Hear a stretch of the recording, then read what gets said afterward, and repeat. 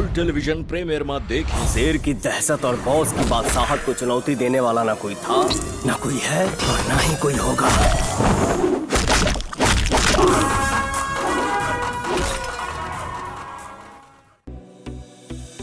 दोस्तों, जिस फिल्म का इंतजार आप सब लोग काफी बेसब्री से कर रहे थे, फाइनली उस फिल्म का world television premiere release date सामने आ चुका है।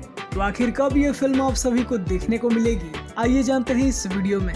तो अगर आप सभी एक्शन फिल्में देखना पसंद करते हैं तो पावर स्टार पवन सिंह की बॉस एक एक्शन से भरपूर मूवी होने वाली है। और दोस्तों, इस फिल्म में आप सभी को पावर स्टार पवन सिंह के साथ अर्शिया नजर आने वाली है। इसके साथ ही साथ आप सभी को इस फिल्म में काजल राघवानी और चांदनी सिंह का सॉन्ग भी देखने को मिलेगा। और दोस्तों, इस फिल्म की एक ये भी खासियत है कि पहली बार इस फिल्म में बॉलीवुड एक्टर महेश मांजरेकर जी ने काम किया है। बात करें इस फिल्म के वर्ल्ड टेलीविजन प्रीमियर की, तो इस फिल्म को रिलीज किया जा रहा है 18 मार्च को शाम 7 बजे भोजपुरी सिनेमा चैनल पे। तो आप सभी के टेलीविजन पे बॉस आ रहे हैं 18 मार्च को।